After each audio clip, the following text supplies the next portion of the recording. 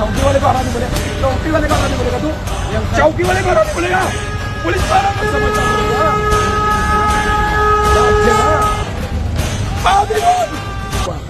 नमस्कार, मी समीर काळे, एक सामाजिक कार्यकर्ता विले पार्ले. हा एक फेरीवाला आहे. हा मी याला नाव विचारलं. पहिल्यांदा मला नाव सांगितलं आरिफ. लक्षात ठेवा मित्रांनो, पार्लेकर जनता नीट आहे का. याला मला नाव सांगितलं आरिफ. क्या नाम बताया आपने? राजा. पहिला नाम राजा. पहिला क्या नाम बताया मेरे को? पता है ना आरिफ.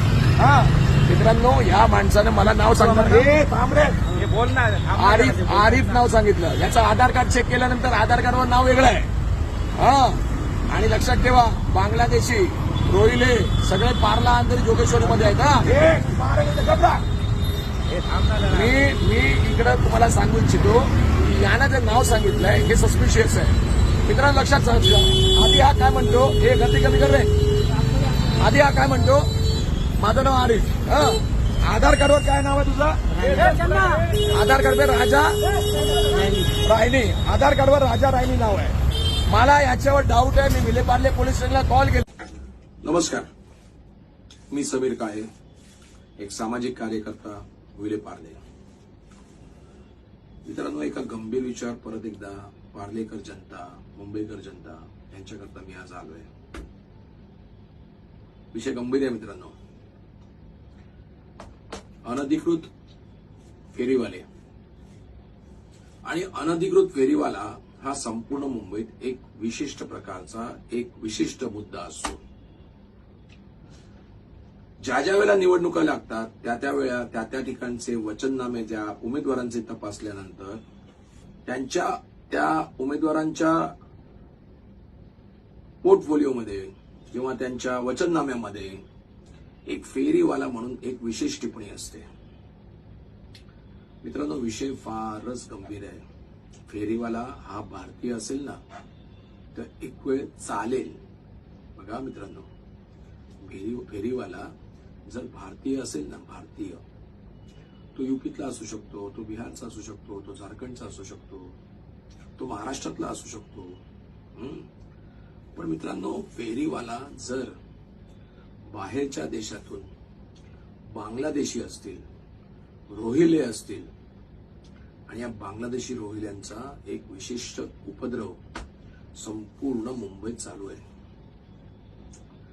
आज एवढ्या मोठ्या महाराष्ट्रात सरकारला संधी मिळाली ती भाजपच्या. भाजपसोबत आहेत आमचे महाराष्ट्राचे उपमुख्यमंत्री एकनाथजी शिंदे साहेब,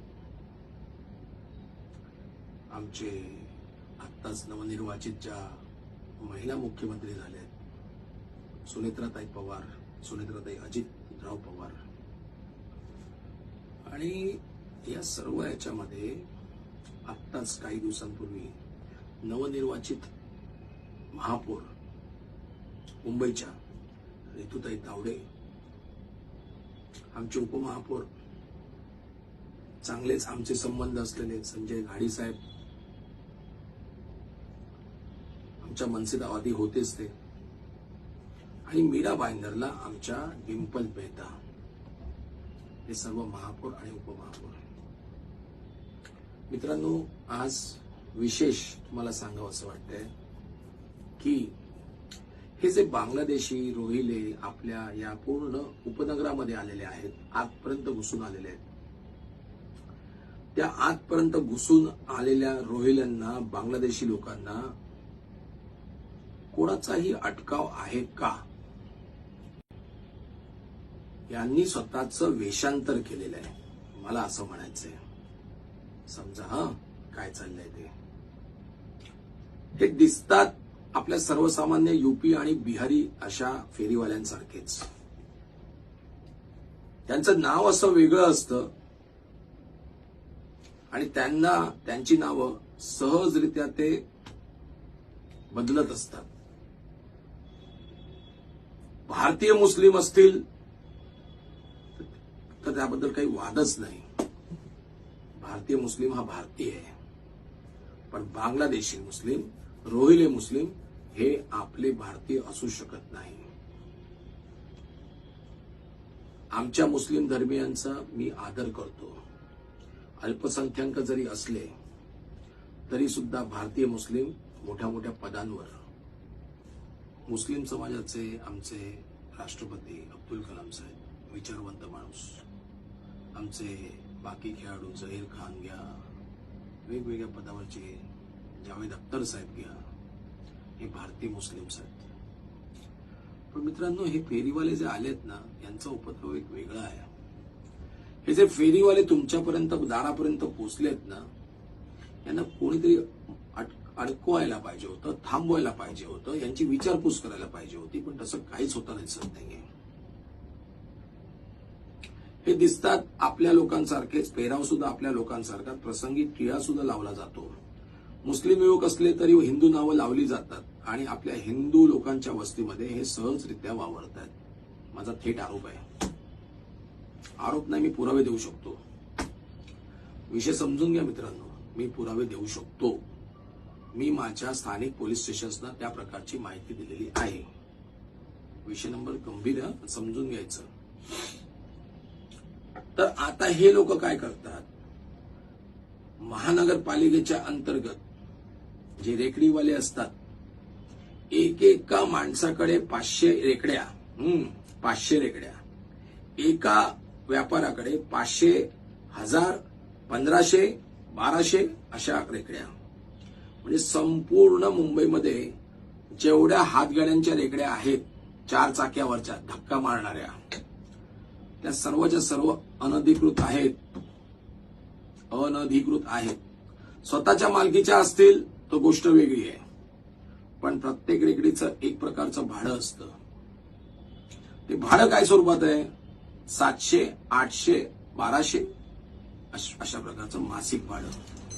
सर्व मी विचार केला तर त्या ठिकाणी मी 800 रुपये जरी पकडले तर वर्षाचे 9600. 9600 झाल्यानंतर एका माणसाकडे सर्वसाधारण 500 गाड्या, तर 500 गुणिले 9600, तर मला असं वाटतं, एकच मिनिट, मित्रांनो, तो आकडा 48 लाखाचा होतो. एक व्यापारी 500 गाड्यांचा मालक, ज्या अनधिकृत गाड्या चालवतो, त्याचं मासिक उत्पन्न 48 लाख रुपये. घ्या मुंबईकर, करा हिशोब.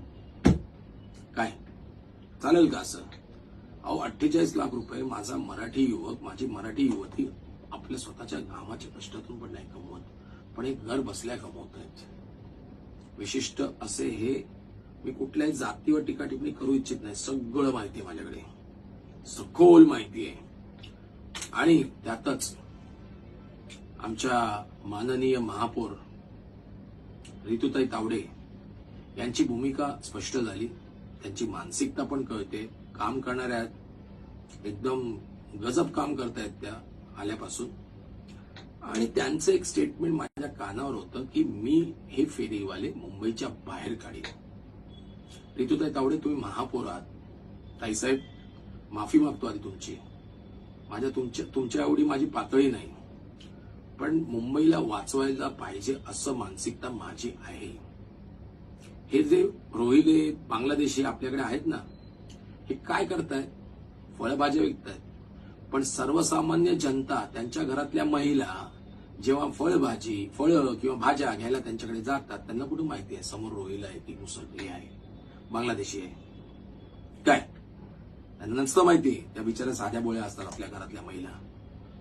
आणि मग अशा या सगळ्यांच्या नजरा वाईट असतात. महिलांच्या बाबतीत मी प्रचंड काटेकोर आहे.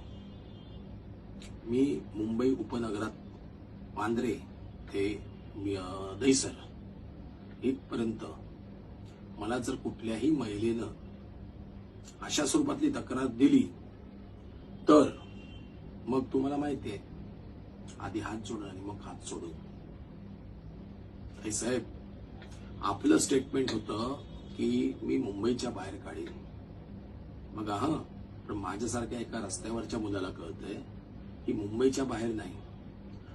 मग तुमचं असं म्हणणं आहे का महापौर मॅडम की मुंबईच्या बाहेर तर काय तुम्ही त्यांना पालघरला पाठवणार आहात का ठाण्याला पाठवणार आहात का अजून महाराष्ट्रातल्या इतर जिल्ह्यांमध्ये पाठवणार आहात?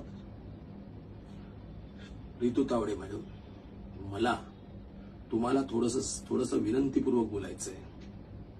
आणि ती विनंती अशी आहे की तुमच्यासारख्या सत्तेत असलेल्या लोकांनी या बांगलादेशी आणि या रोहिल्यांना भारताच्या बाहेर कधी काढाल ते सांगा. फक्त मुंबई नाही, फक्त मुंबई नाही, आपल्याला भारत सुरक्षित पण करायचा आहे. आणि आज मुंबईच्या महापौरात सुरुवात तुम्हालाच करायची आहे, नारळ तुम्हालाच वाढवायचा आहे. संजय गाडी साहेब, आपण जुने सहकारी आहात आमचे महाराष्ट्र नवनिर्माण सेनेचे. आज तुम्ही शिंदे गटात आहात, उद्धव ठाकरे गटातही होतात, आपण बाळासाहेब ठाकरेंच्या पक्षात पण होतात.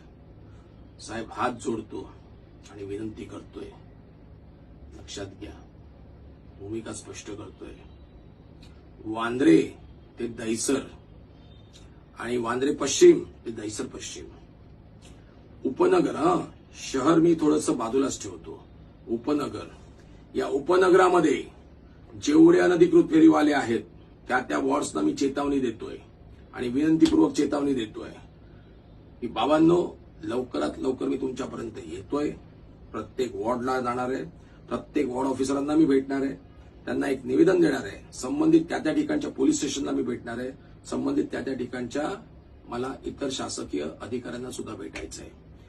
आणि या गोष्टीवर मला प्रत्येक गाडीवर, भारतीय गाड्या पण का असू नये, भारतीयांच्या गाड्या पण का असू नये, एक नाव गाडीवाल्याचं, त्याचा आधार कार्ड आणि त्याचा जीपेचा नंबर, विशेष करून सांगतो मुंबईकर जनतेला की या सर्वांचं जीपे बरोबर चेक करा. ही माणसं पकडली जातील फक्त जीपेवर, गुगल पे किंवा पेटीएम याच्यावरच पकडली जातील. यांची नावं ही अशी बदली होऊ शकतात. आज एका फेरीवाल्याला मी हटकलं, आधी नाव आरिफ सांगितलं आणि आरिफ सांगितल्यानंतर आधार कार्डवरती भलतंच नाव होतं. त्याचा व्हिडिओ मी टाकणारच आहे या व्हिडिओ सोबत. आणि नंतर स्थानिकांची नावं सांगू लागला. स्थानिक, मैं इनको पहचानता हूं, मैं उनको पहचानता हूं, वो मेरे को जानते, उन्होंने मेरे को बोला. अरे काय आहे? ज्यांची नावं घेतली त्यांना फोन लावलाय मी विलेपार्ल्यातून की जरा या इकडे, भाऊ तुमचं नाव घेतलं जात आहे, तुमची ओळख दाखवली जाते, पण संबंधित व्यक्ती जर स्पॉटवर येते, तो म्हणतो तू मला ओळखतोस का, तू मला ओळखतोस का, माझं नाव का घेतोयस तू? तर तो फेरीवाला खोटं बोलत होता. काय होणार? आमच्यासारखा तरुण तडफदार तो युवक ऍज युज्युअल बॅटिंग तर करणारच ना, तोडला. आणि नंतर जागरूक पार्लेकर, जागरूक मुंबईकर म्हणून मी त्या माणसाला विलेपार्ले पोलीस स्टेशनच्या स्वाधीन केलेलं आहे. मित्रांनो, सगळे जागरूक राहा फेरीवाल्यांच्या बाबतीत. जेवढ्या अनधिकृत गाड्या आहेत फेरीवाल्यांच्या, यांना मी आज चेतावणी देतोय. ज्यांचे हे व्यवसाय आहेत, जोगेश्वरी ईस्ट, अंधेरी ईस्ट आणि विलेपार्ले ईस्ट या ठिकाणी मी चेतावणी देतोय. जर ह्या पूर्ण 2 आठवड्याच्या आत फेरीवाला हा गाडीवरती हॉकर लीगल असेल तरच तो रस्त्यावर राहील. ज्याच्याकडे पिचचं लायसन असेल तरच तो गाडी रस्त्यावर घेऊन येईल. अनधिकृत जे फेरीवाले आहेत किंवा त्याच्या मागचे जे माफिया आहेत, त्यांची माझी बॅटिंग नंतर. मग नंतर सांगू नका गाड्या जेसीबीने दबल्यानंतर कट कट कट करून तुटतील. एकाच पटक्यात एकच शॉट गाडी दफन. बोला, ऐका कबूल मुंबईकर, काय बोलतोय मी? समीर काळे 1 by 1 हिशोब करणार. महानगरपालिका, संबंधित विभागाचे अधिकारी, 800 रुपयातले 300 रुपये तुमच्या खिशात आहेत. प्रत्येक वॉर्डला सगळे व्हिडिओज आहेत माझ्याकडे, घेताना आणि देतानाचे. काय काय कुठलं के ईस्ट, के पूर्व विभाग काय झाले आता काय झालंय? के पूर्वचं, के साऊथ आणि के नॉर्थ. 9 नगरसेवक इकडे आणि 6 नगरसेवक जोगेश्वरीत. कळलं का? मग 15 नगरसेवकांच्या वॉर्डाला आणि बाकी एच पूर्व आणि एच पश्चिम आणि के पश्चिम सर्व या लोकांना, फेरीवाल्यांना मी चेतावणी देतोय. नादाला लागायचं नाही आमच्या. महापौर आलेले आहेत आमच्या ऋतुताई तावडे, आणि त्या महिलेची मानसिकता पण दिसते आम्हाला काम करण्याची. आमचे उपमहापौर तर मित्र आहेत आमचे. ठोकणार म्हणजे ठोकणार, 1 by 1. जय महाराष्ट्र.